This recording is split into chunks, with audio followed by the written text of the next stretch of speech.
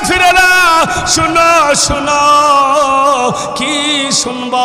সকলেই শোনার জন্য পাগল পারা হয়ে গেল। তাফসীরের কিতাবের মধ্যে উল্লেখ করা হয় বড় বড় নেতারা পর্যন্ত নবীর আহ্বানে চলে গেল।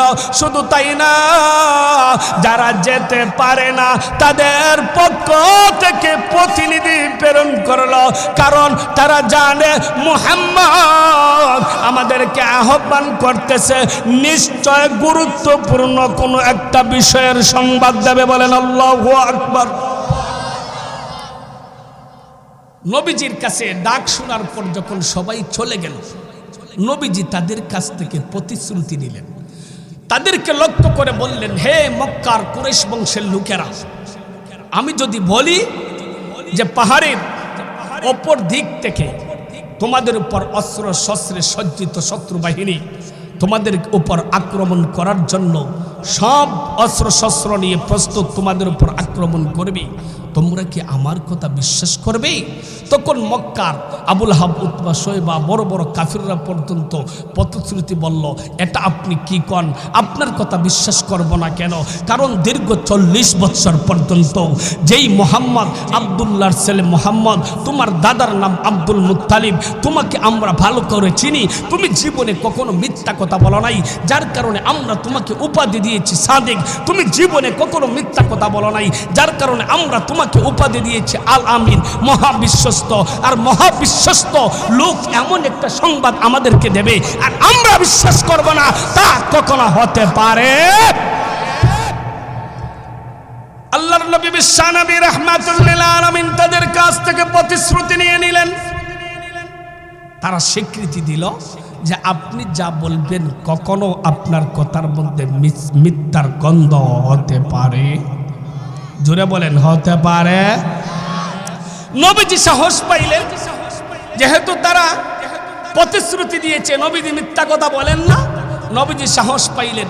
সাহস পাওয়ার পর তাদেরকে উচ্চ ভাগ্যে তাদেরকে ঘোষণা করতে আরম্ভ করলেন, ইয়া আইয়ুহান নাস আল হাযিরুন কুলু লা ইলাহা ইল্লাল্লাহ তুফলিহুন। বলতে লাগলেন, হে লোক সকল, উপস্থিত জনতা, তোমরা শুনো, এক আল্লাহ ছাড়া আর কোনো মাবুদ নাই। তোমরা এক আল্লাহকে বিশ্বাস করো। এক আল্লাহই হলেন তোমাদের প্রতিপালক, যিনি হলেন বিশ্ব জগতের প্রতিপালক। আল্লাহ বলেন, কুলিল্লাহুম্মা মালিকাল মুলক, আসমান ও জমিন, কুল কায়নাত যা আছে সবগুলা আল্লাহ তাআলার। হুয়াল্লাহুল্লাযী লা ইলাহা ইল্লাহু, আল্লাহ তিনি ছাড়া কোনো উপাস্য নাই। আল্লাহু লা ইলাহা ইল্লা হুয়াল হাইয়ুল কাইয়ুম, আল্লাহ তিনি ছাড়া আর কোনো উপাস্য নাই। তিনি চিরঞ্জীব এবং তিনি সব কিছুর ধারক বাহক। আল্লাহু লা ইলাহা ইল্লা হুয়াল হাইয়ুল কাইয়ুম, আল্লাহু লা ইলাহা ইল্লা হুয়াল হাইয়ুল কাইয়ুম, ওয়া ইলাহুকুম ইলাহুম ওয়াহিদ, লা ইলাহা ইল্লা হুয়ার রহমানুর রহিম। আল্লাহ এক, তার সাথে কোনো শরীক নাই। তোমাদের প্রভু এক, তার সাথে কোনো শরীক নাই। তিনি তার সাথে কোনো শরীক নাই এবং তার সাথে কোনো শরীক হতে পারে না। এবং তিনি হলেন পরম করুণাময়, অসীম দয়ালু। লিল্লাহি মা ফিস সামাওয়াতি ওয়া মা ফিল আরদ, আসমান ও জমিনে যা কিছু আছে সব কিছু আল্লাহ তাআলার। কুল হুয়াল্লাহু আহাদ, আল্লাহ হলেন এক, আল্লাহুস সামাদ, তিনি হলেন অমুখাপেক্ষী। লাম ইয়ালিদ ওয়া লাম ইউলাদ, তিনি কারো ঘরে জন্ম নেননি, তার ঘরে কেউ জন্ম নেয়নি। ওয়া লাম ইয়াকুল্লাহু কুফুয়ান আহাদ, তিনি কারো মুখাপেক্ষী নন, তিনি তার সমকক্ষ আর কেউ হতে পারে না। ওইভাবে আল্লাহর নবী, বিশ্ব নবী রাহমাতুল লিল আলামিন যখন আবুল হাব, উতবা, শায়বা মক্কার কাফিরদের সামনে একত্ববাদের পরিচয় দিতে আরম্ভ করলেন, আল্লাহর ওয়াহদানিয়তের পরিচয় দিতে আরম্ভ করলেন, আল্লাহর একত্ববাদের পরিচয় দেওয়া আরম্ভ করলেন, নিজেকে আল্লাহর নবী হিসেবে ঘোষণা করতে আরম্ভ করলেন, তখন সর্বাগ্রে আর সূরা লাহাম যেহেতু আমরা শুনলাম, তাহলে এই সূরাটার সাথে প্রাথমিকভাবে আমাদের পরিচয় হওয়া দরকার আছে না নাই? আরো জোরে বলেন, আছে না নাই? সূরা লাহাম কোরআনুল কারীমের 111 নম্বর সূরা। কত নম্বর সূরা? 111 নম্বর সূরা। সূরা লাহামের আয়াত সংখ্যা হলো 5, রুকুর সংখ্যা হলো 1, শব্দের সংখ্যা হলো 25, হরফের সংখ্যা হলো 81। এই সূরা নাজিল হওয়ার দিক থেকে সূরাটা মক্কি, যেহেতু এই সূরা মক্কাতুল মুকাররমায় অবতীর্ণ হয়েছে, এই জন্য মুফাসসিরিন কেরাম এই সূরাকে সূরায়ে মক্কি সূরা হিসাবে ঘোষণা করেছেন। যেহেতু মক্কা শরীফে এই সূরা নাজিল হয়েছে, এই জন্য এই সূরাটা মক্কি সূরা। আমরা প্রথমে জানলাম এই সূরায়ে লাহাবের পরিচয় জানার পরে দ্বিতীয় নম্বর আমরা জানব সূরায়ে লাহাবকে আল্লাহ লাহাব বলে নামকরণ করলেন কেন। এই সূরাটাকে আমরা কয়েকটি ভাগে ভাগ করে প্রথম ভাগে জানলাম সূরায়ে লাহাবের পরিচয়, দ্বিতীয় ভাগে আমরা জানব সূরা লাহাবকে আল্লাহ লাহাব বলে নামকরণ করলেন কেন। আল্লাহ চাইলে তো অন্য কোনো নামে এই সূরাটাকে নামকরণ করতে পারতেন, কিন্তু তা না করে সূরা লাহাব বলে আল্লাহ নামকরণ করলেন কেন, তার জবাব দিতে গিয়ে মুফাসসিরিন কেরাম তাফসীর ইবনে কাসীরের মধ্যে আল্লামা হাফিজ ইমাদউদ্দিন ইবনুল কাসীর রাহমাতুল্লাহি আলাইহি চমৎকার জবাব দিয়েছেন। জবাবটা শোনার আগে জানতে হবে লাহাবের পরিচয়। লাহাবকে, লাহাব হলো আবু লাহাব তার আসল নাম। আসলে তার নামও আবু লাহাব না, তার নাম হলো আবু উতবা ইবনে, তার নাম হলো আবু উতবা আব্দুল উজ্জা ইবনে আব্দুল মুত্তালিব। তার কুনিয়ত হলো আবু উতবা, আর তার সুদর্শন চেহারার জন্য তাকে ডাকা হতো আবু লাহাব। তার নাম আব্দুল উজ্জা ইবনে আব্দুল মুত্তালিব, তার কুনিয়ত হলো আবু উতবা। তার সুদর্শন চেহারার জন্য তাকে আবু লাহাব ডাকা হতো। আবু লাহাব আল্লাহর নবী, প্রিয় নবী হযরত মুহাম্মদুর রাসূলুল্লাহ সাল্লাল্লাহু আলাইহি ওয়াসাল্লামের আপন, জোরে বলেন, আরো জোরে, আল্লাহর নবীর আপন চাচা। তাহলে আমাদেরকে প্রথমে জানতে হবে নবীর চাচা কয়জন। তাফসীরের কিতাবে উল্লেখ করা হয় নবীর চাচা হলেন মোট 9 জন। কয়জন? 1 নাম্বার আবু লাহাব, আবু তালেব, হযরত ইবনে আব্বাস, হযরত সাইয়্যিদুনা হযরত হামজা রাদিয়াল্লাহু তাআলা আনহুমা, জুবায়ের, জিরার, মুকাওয়িম, মুগীরা, গিদাক। কয়জন হইল? জোরে বলেন কয়জন? 9 জন। আল্লাহর রাসূলের চাচা, আপন চাচা হলেন 9 জন। 9 জনের মধ্যে আবু লাহাব অন্যতম একজন চাচা। শুধু অন্যতম একজন চাচা তা না, আবু লাহাব মক্কার কুরাইশদের লিডার পারসন ছিল। শুধুমাত্র মক্কার কুরাইশদের আবু লাহাব লিডার ছিল তা না, অপর দিক থেকে আপনার আমার নবী, বিশ্ব নবী, প্রিয়ারে নবী মুহাম্মদুর রাসূলুল্লাহ সাল্লাল্লাহু আলাইহি ওয়াসাল্লামের আপন চাচাও।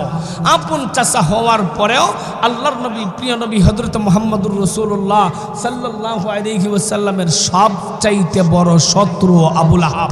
কারণ হলো আবু লাহাব যেই পরিমাণ বিশ্ব নবীর ক্ষতি করেছে, আপনার আমার নবীর যেই পরিমাণ ক্ষতি করেছে, আবু লাহাব আপনার আমার নবীকে যেই পরিমাণ জ্বালা যন্ত্রণা দিয়েছে, আরবের বুকে ইতিহাস শুরু থেকে নিয়ে কিয়ামত পর্যন্ত এমন ষড়যন্ত্র আর এমন কঠিন শাস্তি, এমন কঠিন বিপজ্জনক পরিস্থিতি আর ইতিহাসে কেউ করবে বলে আমাদের জানা নাই। আবু লাহাব আপন চাচা হওয়ার পরেও আপনার আমার নবীকে কি পরিমাণ জ্বালা যন্ত্রণা দিয়েছে তার কিঞ্চিত একটু ধারণা আপনাদের সামনে পেশ করতে চাই। তাফসীর ইবনে কাসীরের মধ্যে আল্লামা হাফিজ ইমাদউদ্দিন ইবনুল কাসীর রাহমাতুল্লাহি আলাইহি লিখেন, আবু লাহাব আল্লাহর নবীর আপন চাচা।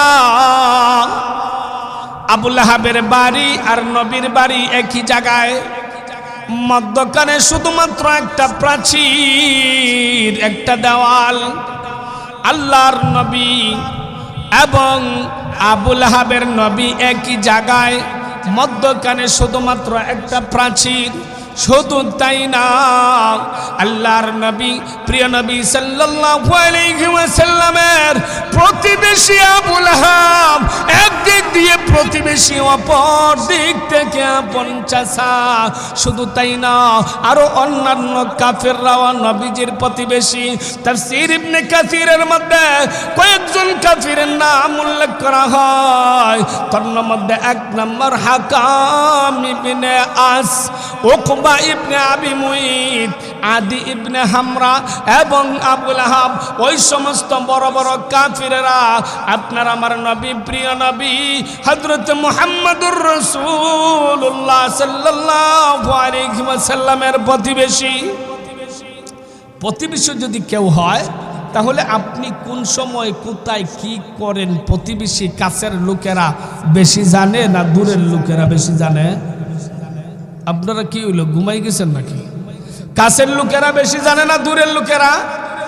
আর একটু জোরে বলেন, কাছের না দূরের? সেই জন্য আবুল হাম, উকবা ইবনে আবি মুইত, আদি ইবনে হামরা, হাকাম ইবনে আস, ওই সমস্ত কাফেররা আপনার আমার নবী বিশ্ব নবী রাহমাতুল লিল আলামিনের প্রতিবেশী। নবী কোথায় কি করেন, কোন সময় কোন আমল করেন, ওই সমস্ত কাফেররা সব পর্যবেক্ষণ করে আর প্রিয় নবী সাল্লাল্লাহু আলাইহি ওয়াসাল্লামকে সময়ে সময়ে আঘাত করতে থাকে, নির্যাতন করতে থাকে। কেমন নির্যাতন? তাফসীরের কিতাবের মধ্যে উল্লেখ করা হয়, আল্লাহর নবী বিশ্ব নবী যখন আল্লাহর দরবারে আল্লাহু আকবার বলে নামাজে দাঁড়ায় যাইতেন, যখন রুকুতে যাইতেন, যখন সেজদার মধ্যে যাইতেন, তখন আবু লাহাবের দলের লোকেরা, আবু লাহাবে এই সমস্ত কাফির কুফারেরা ছাগলের নাড়ি বুড়ি আল্লাহর নবীর গায়ের উপর নিক্ষেপ করে দিত। আরো আসতে বলেন। মুসলমান ভাইরা রে আমার, তাফসীরের কিতাবের মধ্যে উল্লেখ করা হয়, আল্লাহর নবী, প্রিয় নবী রাহমাতাল লিল আলামিন যখন ঘরের মধ্যে নামাজে দাঁড়াইতেন, আল্লাহর কুদরতি সেজদা করার জন্য, যেই সময় নবীজি সেজদার মধ্যে চলে যাইতেন, আবু লাহাব সহ তার বাহিনীরা ছাগলের নারী বুড়ি নবীজির গায়ের ওপর নিক্ষেপ করে দিত। জোরে বলেন নাউজুবিল্লাহ। শুধু তাই না, আল্লাহর নবী, প্রিয় নবীর ঘরের আঙ্গিনায় যখন রান্না বান্না হইত, তখন হাড়ির মধ্যে, পাতিলের মধ্যে আবু লাহাব তার বাহিনীরা ময়লা আবর্জনাও নিক্ষেপ করে দিত। নাউজুবিল্লাহ কইতেন না। শুধু তাই না, আপনার আমার নবী রাহমাতাল লিল আলামিন যখন দাওয়াতের কাজের জন্য বাহির হয়ে যেতেন, মানুষদেরকে বলতেন, তোমরা এক আল্লাহকে বিশ্বাস করো, তোমরা আমি নবী মুহাম্মদকে নবী হিসাবে মানো। তখন আপন চাচা আবু লাহাব তাদের সামনে দাঁড়ায় বলতো, না না না, তোমরা তাকে নবী হিসাবে মানিও না, ওই লোকটা মিথ্যাবাদী, ওই লোকটা মজনু। জোরে বলেন নাউজুবিল্লাহ। আল্লাহর নবী বিশ্ব নবী রাহমাতাল লিল আলামিন যেই জায়গায় কোরআনের আওয়াজ নিয়ে যাইতেন, সেই জায়গায় বাতিল হিসাবে আবু লাহাব তার দলবল নিয়ে নবীজির পিছু নিয়ে যেত, এমনকি নবীজিকে আঘাত করত, বাধা প্রদান করত ইসলামের দাওয়াত দিতে। এই জন্য তাফসীরের কিতাবের মধ্যে উল্লেখ করা হয়, ও तमाम পৃথিবীর মানুষেরা শুনে রাখো, আল্লাহ রাব্বুল আলামিন কোরআনের মধ্যে মোট 114টি সূরা নাজিল করছেন। কতটি? জোরে বলেন। 114টি সূরা নাজিল করছেন। কিন্তু মক্কা এবং মদিনা উভয় প্রান্ত মিলায়া আল্লাহর নবীর বিরোধিতা করে নাই এমন কাফির খুব কমই। এরপরেও তুলনামূলক সবচেয়ে বেশি বিরোধিতা করেছে আবু লাহাব। আল্লাহর নবীর আপন চাচা হওয়ার পরেও আবু লাহাব যেহেতু সবচেয়ে বেশি বিরোধী, এই জন্য আল্লাহ কুরআনুল কারীমে অন্য কোনো কাফিরের নাম নিয়ে আল্লাহ একটা আয়াত নাজিল করেন নাই। অন্য কোনো কাফিরের স্পষ্ট নাম ধরে আল্লাহ কুরআনের কোনো জায়গায় নিন্দা করেন নাই। কিন্তু আবু লাহাব আপন চাচা হওয়ার পরেও তার নামে আল্লাহ একখানা সূরা নাজিল করলেন। কেন? এই কথার জবাব দিতে গিয়ে মুফাসসিরিন কেরাম উল্লেখ করেন, মক্কা নগরী আরবদের একটা নৈতিক নীতিগত একটা অভ্যাস ছিল, দায়িত্ব ছিল, তারা আপনজনদেরকে, তারা অন্যায়ভাবে আপনজনদেরকে কেউ আঘাত করত না। কিন্তু দেখা যায় এই নীতি নৈতিকতার ঊর্ধ্বে উঠে আবু লাহাব তার আপন চাচা মুহাম্মদের বিরুদ্ধে সে চলে যায়। সে যেহেতু আরবের নীতি নৈতিকতার ঊর্ধ্বে চলে গিয়েছিল, এই জন্য আল্লাহর কাছে আর আল্লাহ আল্লাহ সহ্য করতে পারেন নাই। আল্লাহ বলেন, বান্দারে এত ঊর্ধ্ব গতিতে তুমি চলে গেলে আমার দ্বীনের বিরুদ্ধে, এত ঊর্ধ্ব গতিতে চলে গেলে আমার হাবিবের বিরুদ্ধে, এত ঊর্ধ্ব গতিতে তুমি চলে গেলে আমার নবীর বিরুদ্ধে। যেই নবীকে না বানাইলে আমি আসমান বানাইতাম না, যেই নবীকে না বানাইলে আমি জমিন বানাইতাম না, যেই নবীকে না বানাইলে পাহাড় বানাইতাম না, যেই নবীকে না বানাইলে পর্বত বানাইতাম না, যেই নবীকে না বানাইলে কলম বানাইতাম না, যেই নবীকে না বানাইলে আরশ বানাইতাম না, যেই নবীকে না বানাইলে কুরসি বানাইতাম না, যেই নবীকে না বানাইলে সূর্য বানাইতাম না, যেই নবীকে না বানাইলে চন্দ্র বানাইতাম না, যেই নবীকে না বানাইলে জান্নাত বানাইতাম না, যেই নবীকে না বানাইলে জাহান্নাম বানাইতাম না। আমার নবীর বিরুদ্ধে চলে গেছো আবু লাহাব, আর তোমার প্রতি কোনো ছাড় নাই। কিয়ামত পর্যন্ত আনেওয়ালা লোকেরা তোমার নামে নিন্দা করবে। এই জন্য আমি আল্লাহ কুরআনুল কারীমের 111 নম্বর সূরা, সূরা লাহাব, আবু লাহাবের নামে এই সূরাখানা নাজিল করে দিলাম। আরো জোরে বলেন, নাজিল কেন করলেন? যাতে আগত কিয়ামত পর্যন্ত মুহাম্মদের সন্তানেরা জানতে পারে আপন চাচা হওয়ার পরেও নবীর সবচেয়ে বড় শত্রু ছিল। জোরে বলেন। আলোচনার দ্বিতীয় পর্ব, সময় কম, যদিও সূরা ছোট, আলোচনা কয়েক মাস করলে সূরা লাহাবের আলোচনা শেষ হবে না, ওলামায়ে কেরাম জানেন। সূরা লাহাবের 3 নম্বর কারণ, আল্লাহ সূরা লাহাবকে সূরা লাহাব বলে নাজিল করলেন কেন? প্রথম নম্বর কারণ বললাম সূরা লাহাবের সাথে পরিচয়। দ্বিতীয় নম্বর, সূরা লাহাবকে লাহাব বলে নামকরণ করলেন কেন? তৃতীয় নম্বর বিষয় হলো আল্লাহ সূরা লাহাব নাজিল করলেন কেন, যাকে তাফসীরের ভাষায় শানে নুজুল বলা হয়। কেন নাজিল করলেন ওই কথা আমি বলবো না। তাফসীর ইবনে কাসীরের মধ্যে আল্লামা হাফিজ ইমাদউদ্দিন ইবনুল কাসীর রাহমাতুল্লাহি আলাইহি আল্লাহর নবীর সাহাবী হযরত আব্দুল্লাহ ইবনে আব্বাস রাদিয়াল্লাহু তাআলা আনহুর থেকে রওয়ায়াত একখানা বর্ণনা বুখারী শরীফে, এই বর্ণনাটা উল্লেখ করে ইমাম ইবনে কাসীর তার তাফসীরের কিতাবে উল্লেখ করেছেন। বুখারী শরীফের উদ্ধৃতি দিয়ে সাহাবী হযরত আব্দুল্লাহ ইবনে আব্বাস রাদিয়াল্লাহু তাআলা আনহু থেকে বর্ণিত হাদিস ইমাম ইবনে কাসীর তার তাফসীরের কিতাবের মধ্যে উল্লেখ করেন। ইমাম ইবনে কাসীর রাহমাতুল্লাহি আলাইহি লিখেন, কুরআনুল কারীমের সূরা আশ-শুআরার 213 নম্বর আয়াত যখন নাজিল হয়, 213 নম্বর আয়াতখানা কি আল্লাহ নিজেই আলোচনা করেন। وأنذر عشيرتك الأقربين। ওই আয়াত যখন নাজিল হয়, বিশ্ব নবীকে আল্লাহ জানায় দেন, ওগো নবীজি, আপনি আপনার আকরিব প্রতিবেশী যারা তাদেরকে সতর্ক করবেন। কোত্থেকে সতর্ক করবেন? কিয়ামতের ময়দানে আল্লাহর আদালতে হাজিরা দেওয়া লাগবে। কোত্থেকে সতর্ক করবেন? জাহান্নামের আগুনে জ্বলতে হবে, তা থেকে সতর্ক করবেনটা কি? আমি আল্লাহর একত্ববাদের ওয়াহদানিয়তের দাওয়াত তাদের কাছে দিন, আমি আল্লাহর পরিচয় তাদেরকে শোনান, আমি আল্লাহর পরিচয় তাদেরকে জানিয়ে দিন। কেন জানিয়ে দিবেন? আল্লাহ সূরা তাহরিম 6 নম্বর আয়াত আল্লাহ বলেন, ইয়া আইয়ুহাল্লাযীনা আমানু কু আনফুসাকুম ওয়া আহলিকুম নারা। আল্লাহ ডাক দিয়া বলেন, হে ঈমানদার জাতি, তোমরা নিজেও জাহান্নামের আগুন থেকে বাঁচো, তোমাদের আহাল পরিবার পরিজনদেরকে জাহান্নামের আগুন থেকে বাঁচাও। সূরা শুআরা 213 নম্বর আয়াতে যখন আল্লাহ রাব্বুল আলামিন নবীকে জানায় দিলেন, ওগো নবীজি, আপনি আপনার পরিবার পরিজন, আপনার আকরিব প্রতিবেশীদেরকে আপনি সতর্ক করুন।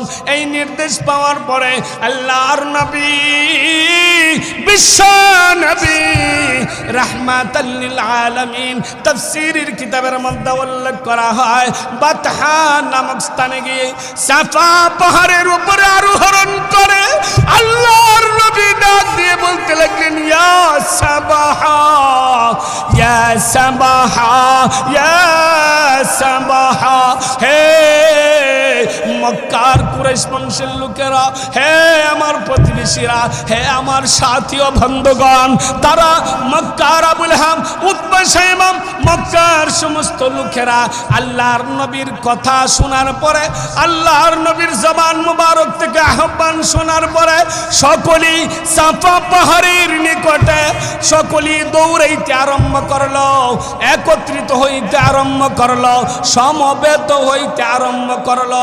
কারণ কি?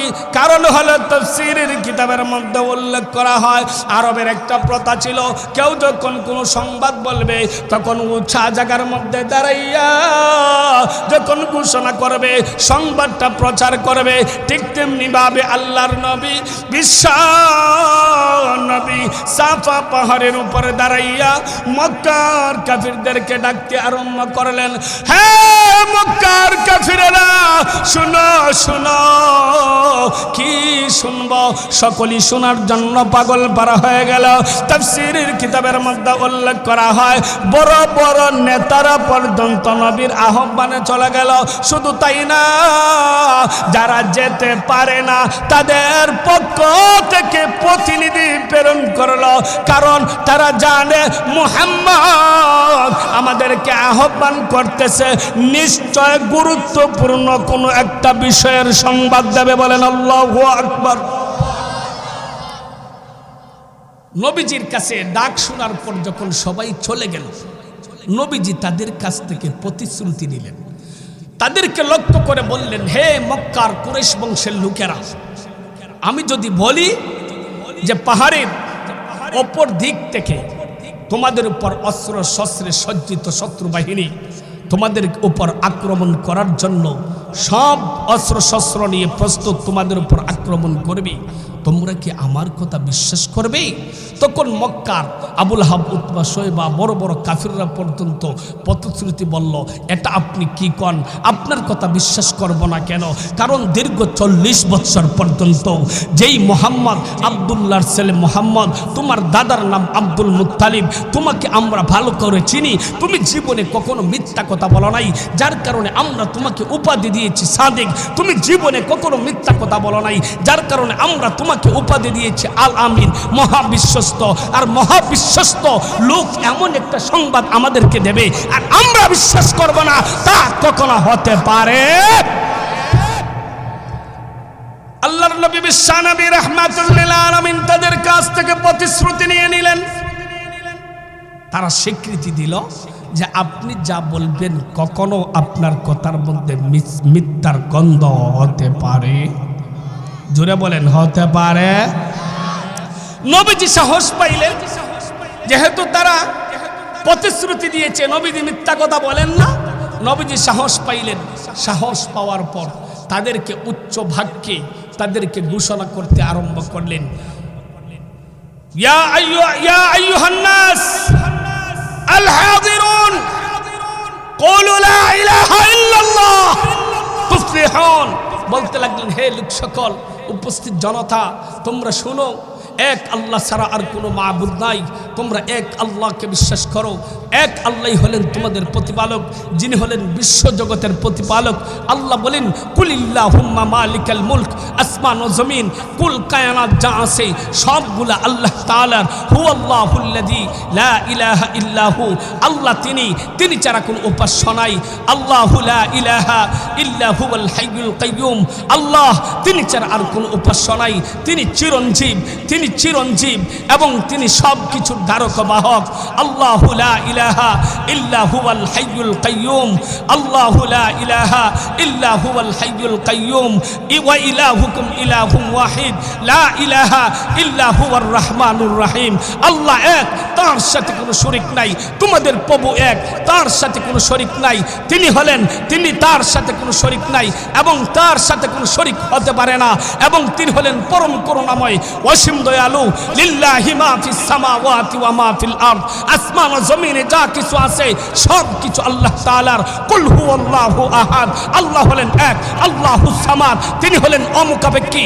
লাম ইয়ালিদ ওয়া লাম ইউলাদ, তিনি কারো ঘরে জন্ম নেননি, তার ঘরে কেউ জন্ম নেয়নি। ওয়ালাম ইয়াকুল্লাহু কুফুয়ান আহাদ, তিনি কারো মুখাপেক্ষী নন, তিনি তার সমকক্ষ আর কেউ হতে পারে না।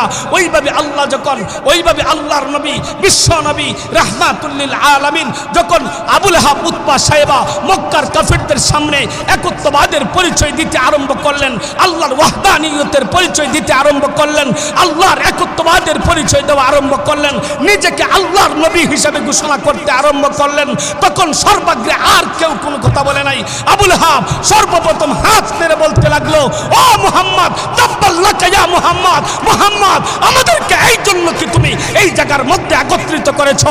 মুহাম্মদ তোমার ধ্বংস হোক। আবু লাহাব সর্বপ্রথম হাত মেরে বলেছিল, মুহাম্মদ তোমার ধ্বংস হোক। আল্লাহ বলেন, বান্দা আমার এটা সহ্য হয় নাই, আমার নবীর বিরুদ্ধে আবু লাহাব হাত মেরে বলেছে, আমার নবী মুহাম্মদ ধ্বংস হওয়ার কথা।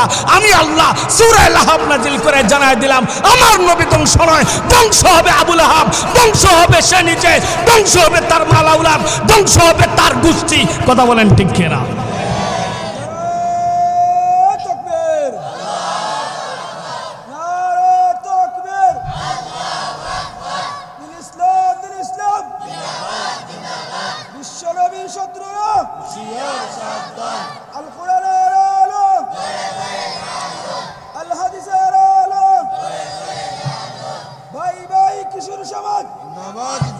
মোহতরম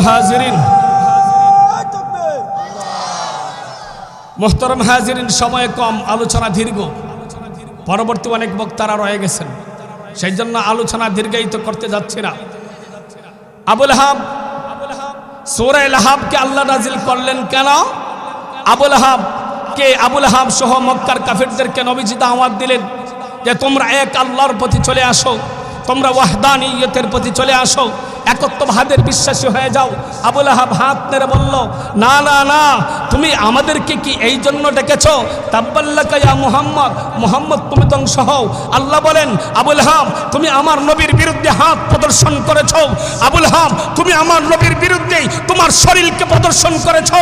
আল্লাহ বলেন, আবু লাহাব তুমি আমার নবীর বিরুদ্ধে তোমার অর্থ সম্পদের হুমকি দেখাও, আমি আল্লাহ জানাই দিলাম আবু লাহাব তোমার হাত থাকতে পারে না। যেই হাত নবীর বিরুদ্ধে চলে যায়, যেই কণ্ঠ নবীর বিরুদ্ধে চলে যায়, যেই শরীর নবীর বিরুদ্ধে চলে যায়, যেই সম্পদ নবীর বিরুদ্ধে চলে যায়, যেই অর্থ নবীর বিরুদ্ধে চলে যায়, ওইটা আমি আল্লাহর দেওয়া সম্পদ হতে পারে না। ওই হাত, ওই শরীর, ওই কণ্ঠ আল্লাহর জমিনে থাকতে পারে না, থাকতে পারে না, থাকতে পারে না। কথা বলেন ঠিক কিনা? স্পষ্টভাবে আল্লাহ বলে দিয়েছেন। এটা হলো সূরা লাহাব নাজিল হওয়ার কারণ। চতুর্থ নম্বর আলোচনা করব আয়াতের সংক্ষেপ তাফসীর। প্রথম নম্বর আয়াত আল্লাহ বলেন, তাব্বাত ইয়াদা আবি লাহাব ওয়া তাব। আল্লাহ বলেন ধ্বংস হোক আবু লাহাবের হস্তদ্বয়, ধ্বংস হোক সে নিজে। আবু লাহাবের হাতের কথা কেন বললেন? শানে নজুলের মধ্যে আলোচনা চলে গেছে। তার নিজের কথা কেন বললেন? শানে নজুলের মধ্যে আলোচনা চলে গেছে। এই জন্য এই আয়াত তার সামনে আলোচনা করার অবকাশ নাই, করা উচিত আমি মনে করি না। দ্বিতীয় নম্বর আয়াত আল্লাহ বলেন, মা গুনা আনহু মালুহু ওয়া মা কাসাব। আবু লাহাবের ধন সম্পদ, সন্তান সন্ততি এবং তার উপার্জন সবগুলা ধ্বংস হয়ে যাক ঘোষণা করেছেন কে? আরো জোরে বলেন কে? শরীরের সর্বশক্তি ব্যয় করে আল্লাহর নাম উচ্চারণ করো, কে বলেছেন? আরো জোরে বলেন কে? আল্লাহ বলেন আবুল হাব, প্রথমে বলেছেন আবুল হাব হস্তদ্বয় ধ্বংস হোক এবং সে নিজে। এখন আল্লাহ বলতেছেন আবুল হাবের ধন সম্পদ, তার উপার্জিত যা আছে সবগুলা ধ্বংস হোক। তার কারণ তাফসীর ইবনে কাসিরের মধ্যে আল্লামা হাফিজ ইমাদউদ্দিন ইবনুল কাসির রাহমাতুল্লাহি আলাইহি হযরত আব্দুল্লাহ ইবনে মাসউদ রাদিয়াল্লাহু তাআলা আনহু থেকে একটি riwayat তিনি নিজে বর্ণনা করেন। যেই দিন আবুল হাব সহ মক্কার কাফিরদেরকে সাফা পাহাড়ের উপর দাঁড়িয়ে আল্লাহর নবী একত্ববাদের দাওয়াত দিয়েছিলেন, সেই দিন প্রথমে তো হাত মেরে নবীকে তাব্বাল্লাকা ইয়া মুহাম্মদ বলে নবীর জন্য বদদুয়া করেছিল। এরপর আবুল হাব বলতে আরম্ভ করলো, হে মক্কার কাফিররা শুনে রাখো, যদি আমার ভাতিজা মুহাম্মদের কথা সত্য হয় তাহলে কিয়ামতের ময়দানে আমি আবুল হাবের ধন সম্পদ সন্তান সন্ততি সব আল্লাহকে ফিদিয়া হিসাবে দান করে দেব এবং সেই দিন আমি জাহান্নাম থেকে বেঁচে যাব। নাউজুবিল্লাহ বলবেন না? দুনিয়ার জগতে ঘুষ চলে, পরকালের জগতে কখনো তোমার বেটাগিরি আর মস্তানি চলতে পারে না। কথা বলেন ঠিক কিনা? দুনিয়ার জগতে তোমার শক্তি প্রদর্শন করতে পারো, ওয়াক্তের বিনিময়ে নির্যাতিত মুসলিম ভাইদেরকে জেলখানায় বন্দী করে রাখতে পারো, পরকালের ময়দানে আল্লাহর আদালত থেকে বিন্দু পরিমাণ রেহাই পাবে না, বিন্দু পরিমাণ রেহাই পাবে না। কথা বলেন ঠিক কিনা? আল্লাহ বলেন মা গুনা আনহু মালুহু ওয়া মা কাসাব। আবুল হাব কত বড় অদ্ভুতপূর্ণ ভাবে সে বলল, কিয়ামতের ময়দানে আল্লাহকে তার সন্তান সন্ততি ধন সম্পদ ফিদিয়া হিসাবে দিয়ে দিবে আর আল্লাহর আদালত থেকে সে রেহাই পেয়ে জান্নাতে চলে যাবে। নাউজুবিল্লাহি মিন যালিক। কিন্তু দেখা যায় তাফসীরের কিতাবের মধ্যে উল্লেখ করা হয়, দুনিয়াতে থাকতেই আবুল হাবের ধন সম্পদ সন্তান সন্ততি তার উপার্জন তার কোনো কাজে আসে। ঐতিহাসিক বদর যুদ্ধের 7 দিন পর আবুল হাবের শরীরের মধ্যে একটা বিষপুরা দেখা দেয়। তার পরিবারের লোকেরা, আমি একদম সংক্ষেপ করে বলছি, মনোযোগ সহকারে শুনুন। বদর যুদ্ধের 7 দিন পর আবুল হাবের শরীরে একটা বিষপুরা দেখা দেয়। তার পরিবারের লোকজন এই রোগটা অন্যদের গায়ে সংক্রামিত হওয়ার ভয়ে তাকে নির্জন একটা গুহার মধ্যে ফেলে রেখে আসে। দেখেন দুনিয়ার জগৎ থেকেই তার নির্যাতন শুরু। সে এখনো মরে নাই, একটা পুরো শরীরে দেখা দিছে। এমনিতেই তার স্ত্রী সন্তান সবটি মিলে তার নির্জন গুহার মধ্যে রেখে আসছে। আবুল হাব নির্জন গুহায় থাকতে থাকতে এক সময় মৃত্যুবরণ করছে। মৃত্যুবরণ করার পর নির্যাতিত অপমান অবস্থায় মৃত্যুবরণ করছে। মৃত্যুবরণ করার পরে 3 দিন অতিবাহিত হয়ে গেছে। তার লাশটা দেখার জন্য তার স্ত্রী সন্তান আত্মীয় স্বজন কেউ একবার তার চোখের দেখাটাও দেখে নাই। কারণ এত বড় পাপিষ্ঠ আল্লাহ বলেছেন তোমার কোনো কিছু তোমার উপকারে আসবে না। দুনিয়াতে আবুল হাবের এই চরম নির্যাতিত আর অপমান দুনিয়া থেকেই শুরু হয়ে গেছে। কারণ আবুল হাব নবীর বিরুদ্ধে দাঁড়িয়েছে।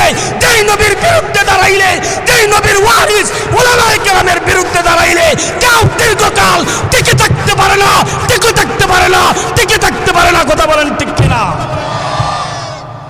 আল উলামা ওয়ারাসাতুল আম্বিয়া। উলামায়ে কেরাম হলেন নবীর। আরো জোরে বলেন।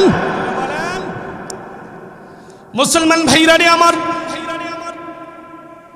আবুল হাব দীর্ঘদিন তার শরীরে বিষ পরাক্রান্ত হওয়ার পরে তার প্রতিবেশীদের মধ্যে ওই রোগটা সংক্রামিত হওয়ার ভয়ে তার স্ত্রী পুত্ররা তাকে নির্জন গুহার মধ্যে ফেলে আসে। নির্জন গুহার মধ্যে থাকতে থাকতে এক সময় তার মৃত্যুবরণ হয়ে যায়। সে দুনিয়া থেকে চিরবিদায় গ্রহণ করে 3 দিন হয়ে গেল। তার লাশটা দেখার জন্য তার স্ত্রীও যায় নাই, সন্তানাদিরাও যায় নাই, তার আত্মীয় স্বজনরা কেউ একটাবার চোখের দেখার জন্য যায় নাই। যেই সময় ওই লাশের শরীর থেকে দুর্গন্ধ বাহির হওয়া শুরু হইল, শরীর থেকে দুর্গন্ধ চতুর্দিকে শুরু হয়ে গেল, শরীর থেকে দুর্গন্ধ বের হওয়া, সেই সময় আবুল আহাবের সন্তানেরা হাবশি একজন মজদুর গোলামকে টাকা দিয়ে ভাড়া দিয়ে এনে তাকে গর্তের মধ্যে ফেলে দেওয়ার জন্য একটা মজদুর গোলামকে, হাবশি গোলামকে ডেকে আনলো। হাবশি গোলাম বালুর মধ্যে গর্ত খনন করে আবুল আহাবের দেহের মধ্যে তার হাতটা পর্যন্ত দেয় নাই। তাফসীরের কিতাবের মধ্যে উল্লেখ করা হয়, লাঠি দ্বারা টেলে টেলে ওই গর্তের মধ্যে আবুল আহাবকে ফেলে দিয়ে তার বুকের উপর পাথর চাপা দিয়ে চলে আসছে। কারণ কি জানো? ওই আবুল আহাবের পচা দুর্গন্ধ, যেই আবুল আহাব জীবিত থাকতে মুসলমানদেরকে শান্তি দেয় নাই, ইসলাম ধর্ম পালিত মানুষদেরকে শান্তি দেয় নাই, আল্লাহর নবীকে শান্তি দেয় নাই। ওই আবুল আহাব মরণের পরেও তার দুর্গন্ধে ইমানদার মুসলমানদেরকে তথা মক্কার সর্বস্তরের জনগণকে শান্তিতে থাকতে দেবে না। কথা বলেন ঠিক কিনা? যেটা উফরা হয়, উফরা বুঝেননি? দুনিয়াতে উফরা, মরার পরে সাতাওরা, যেটা সর্বক্ষেত্রেও সাতাওরা। আবুল আহাব মরার পরে তার শরীরের দুর্গন্ধের কারণে মানুষ টিকতে পারে না, লাঠি দ্বারা টেলে টেলে গর্তের মধ্যে নিক্ষিপ্ত করে পাথর চাপা দিয়ে রাখা হয়। এটা হলো তার দুনিয়ার অপমান, মরণের পরের অপমান। আমি সেদিকে যাব না, আমি আয়াতের ভিতরে থাকবো। আল্লাহ বলেন সায়াসলা নারান যাতা লাহাবিউ ওয়া আমরাআতু। আল্লাহ তাআলা 3 নম্বর আয়াতে বলতেছেন, আল্লাহ তাআলা বলেন তার ওই আবুল আহাব সায়াসলা নারান যাতা লাহাবিউ ওয়া আমরাআতু, সে জ্বলবে লেলিহান শিখা অগ্নিকুণ্ডে। সে শুধু জ্বলবে তা না, ওয়ামরাআতু, তার স্ত্রীও জ্বলবে। সে কেন জ্বলবে? সে ইসলামের বিরুদ্ধে চলে গেছে। সে কেন জ্বলবে? সে আল্লাহর নবীর বিরুদ্ধে চলে গেছে। সে কেন জ্বলবে? মুসলমানদের বিরুদ্ধে চলে গেছে। সে কেন জ্বলবে? কোরআনের বিরুদ্ধে চলে গেছে। সে কেন জ্বলবে? আল্লাহর বিরুদ্ধে চলে গেছে। যারা কোরআনের বিরুদ্ধে চলে যায়, যারা আল্লাহর বিরুদ্ধে চলে যায়, যারা নবীর বিরুদ্ধে চলে যায়, ওদের ঠিকানা জাহান্নাম। কথা বলেন ঠিক কিনা? ঐতিহাসিক মুফাসসিরিন কেরাম উল্লেখ করেন আবুল আহাব জ্বলবে। আবুল আহাব অপরাধী, সেই জন্য সে জাহান্নামে জ্বলবে। আবুল আহাবের স্ত্রী, তার কথা আল্লাহ কেন বললেন সে কেন জাহান্নামে জ্বলবে? আল্লাহ পরের আয়াতেই কেন জাহান্নামে যাবে ওই কথা আল্লাহ বলে দিয়েছেন। হাম্মালাতাল হাতাব। আল্লাহ বলেন ও তামাম পৃথিবীর মানুষেরা প্রশ্ন করতে পারো, আবুল আহাব অন্যায় করেছে, নবীর বিরুদ্ধে চলে গিয়েছে। আবুল আহাব আল্লাহর নবীর বিরুদ্ধে হাত প্রদর্শন করেছে। আবুল আহাব অর্থ সম্পদের বৈরাগী দেখিয়েছে। আবুল আহাব অর্থ সম্পদের বাহাদুরি দেখিয়েছে। এই জন্য আবুল আহাব জ্বলবে। আবুল আহাবের হাত এবং সে নিজে ধ্বংস হয়ে যাবে, তার মাল আওলাদ ধ্বংস হয়ে যাবে এবং সেও জাহান্নামের আগুনে জ্বলবে। কিন্তু তার স্ত্রী কেন জ্বলবে? আল্লাহ বলেন হাম্মালাতাল হাতাব। ও দুনিয়ার মানুষ শুনে রাখো, শুনে রাখো, আবুল আহাবের স্ত্রী কেন জ্বলবে রে? আবুল আহাবের কুফরির হটকারিতায় তার স্ত্রী ছিল তার সহযোগী, ওই জন্য তার স্ত্রীকেও আমি আল্লাহ ছাড়ি নাই। কারণ আবুল আহাবের সাথে তার স্ত্রীও নবীর বিরুদ্ধে কাজ করত। নবীর আগমনের পথের মধ্যে কাটা এবং কাঠ পুঁতে রাখত। ওই জন্য আবুল আহাব পরকালে যেই জাহান্নামের মধ্যে যাবে, ওই জাহান্নামের ইন্ধন বহন করবে তার স্ত্রী। স্বামীর সাথে স্ত্রীরাও অনেক সময় দেখবেন গ্রামগঞ্জে স্বামী যদি কাজা লাগে, ঝগড়া লাগে, তখন স্ত্রীও কাপড় কমরে বাইদা স্বামীর সাথে ঝগড়ায়। কথা গায় না, যায় কেনা? আপনাদের এলাকার মহিলারা মনে যায় না। স্বামী যেমন মনে করেন তার পার্শ্ববর্তী ঘরের একজন লোকের সাথে কাজা লাগছে, ঝগড়া লাগছে, স্ত্রীও কোমরে কাপড় বাইদা কয় আয় ফোয়া, কয় কিনা?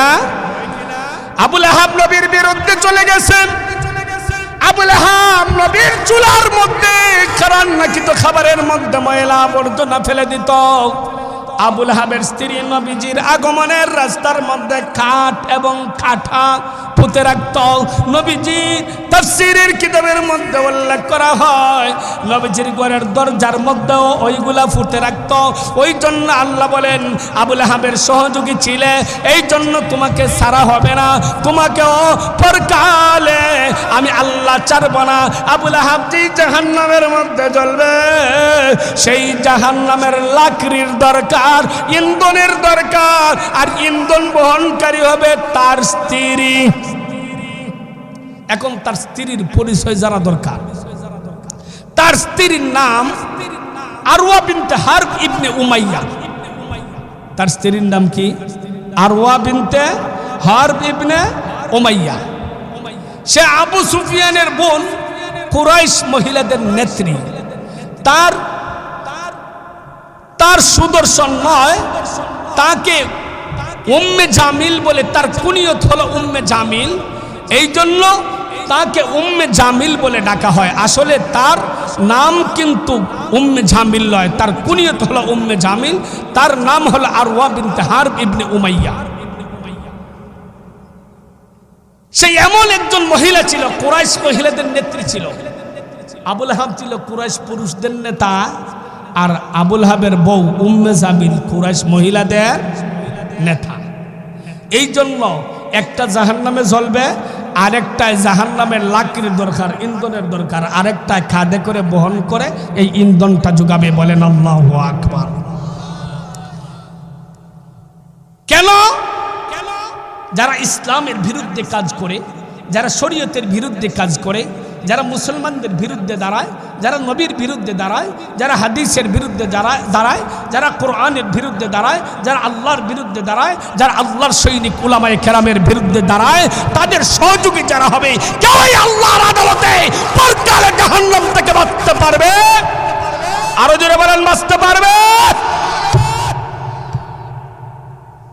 এই জন্য আল্লাহ বলেন সায়াসলা নারান যাতা লাহাবিন ওয়া ইমরাআতু হাম্মালাতাল হাতাব ফি জিদিহা হাবলুম মিন মাসাদ। আল্লাহ বলেন সেই দিন ফি জিদিহা হাবলুম মিন মাসাদ, আবুল আহাবের স্ত্রী উম্মে জামিলের গলায় পাকানো রশি বেঁধে টেনে টেনে টেনে হেসরে জাহান্নামের দিকে নিয়ে যাওয়া হবে। মাসাদ শব্দের তাফসীর করতে গিয়ে আল্লামা ইবনে কাসির রাহমাতুল্লাহ আলাইহি লিখেন, খেজুর গাছের আঁশের দ্বারা তৈরি যেই পাকানো রশি হয় ওইটা হলো মাসাদ। আর ইমাম মুজাহিদ রাহমাতুল্লাহ আলাইহি মাসাদ শব্দের তাফসীর করতে গিয়ে তিনি বলেন এটা হলো লোহার বেরি বা শিকল। যেই দিন আবুল আহাব জাহান্নামে যাবে, আবুল আহাবের স্ত্রীকে গলার মধ্যে শিকল পরাইয়া টেনে টেনে জাহান্নামের মধ্যে নিক্ষেপ করা হবে। মুফাসসিরিন কেরাম আবার লিখেন, কেন আবুল আহাবের স্ত্রীর এত বড় অপরাধ কি তার গলার মধ্যে শিকল পরাইয়া টেনে টেনে জাহান্নামের মধ্যে নিতে হবে? ঐতিহাসিক তাফসীরের কিতাবের মধ্যে উল্লেখ করা হয়, দুনিয়ার জগতে আবুল আহাবের স্ত্রীর গলার মধ্যে একটা হাড় ছিল। কি ছিল? হাড় বুঝেননি? হাড়, গলার মধ্যে মহিলারা যে স্বর্ণ রূপ ওইগুলোর যে হাড় দেয়, ওইগুলো হাড় ছিল গলার মধ্যে। আবুল আহাবের স্ত্রী উম্মে জামিল বলতো, যদি আব্দুল্লাহর ছেলে মুহাম্মদের বিরোধিতা করতে গিয়ে আমার গলার হাড়টা যদি বিসর্জন দিতে হয়, এরপরেও বিসর্জন দেব, এরপরে আব্দুল্লাহর ছেলে মুহাম্মদের বিরোধিতা করে ছাড়বই ছাড়বো। আল্লাহ বলেন, দুনিয়াতে আবুল আহাবের স্ত্রী তোমার হাড় বিক্রি করে মুহাম্মদের বিরোধিতা করতে চাও, পরকালের ময়দানে লোহার বেরি পরাইয়া তোমার গলায় হাড় বানাইয়া টেনে টেনে জাহান্নামের মধ্যে নিক্ষিপ্ত করে দাও। এই জন্য তাফসীরের কিতাবের মধ্যে উল্লেখ করা হয়, আবুল আহাবের স্ত্রী উম্মে জামিল একদিন লাকড়ির একটা আড়ি, লাকড়ি বাঁধা একটা আড়ি গলার মধ্যে রশি লাগাইয়া মাথার মধ্যে ফুজা লইয়া একটা পাথরের উপর বিশ্রাম নিতেছে। এমতো অবস্থায় সুবর্ণ সুযোগ মনে করে তাফসীরের কিতাবের মধ্যে উল্লেখ করা হয়, একজন ফেরেশতা লাকড়ির ওই আঠাটা ধাক্কা দিয়ে জমিনে ফেলাইছে। পাথরের উপরে বসা উম্মে জামিল, লাকড়ির আঠি মাথা থেকে পড়ছে, রশি গলার মধ্যে ঝুলাইল। এমতো অবস্থায় উম্মে জামিল সেই জায়গায় ফাঁসি লাগিয়া, গলার মধ্যে এমন ফাঁসি লাগছে জাগার মধ্যেই উম্মে জামিল দুনিয়া থেকে চিরবিদায় নিয়ে গেছে। এমতো অবস্থায় দুনিয়াতে উম্মে জামিলের গলায় রশি পরাইয়া ফাঁসি লাগাইয়া আল্লাহ দুনিয়া থেকে বিদায় নিছে। আর পরকালের জগতে জাহান্নামের রশি লাগাইয়া টেনে হেসরে উম্মে জামিলকে জাহান্নামের মধ্যে নিক্ষিপ্ত করা হবে। 5 নম্বর, এই সূরার 5 নম্বর কাজ হলো এই সূরা থেকেই আমাদের জন্য শিক্ষাটা কি, এই কথা বলেই আজকের মতো আলোচনা আমি এখানেই সমাপ্ত করব।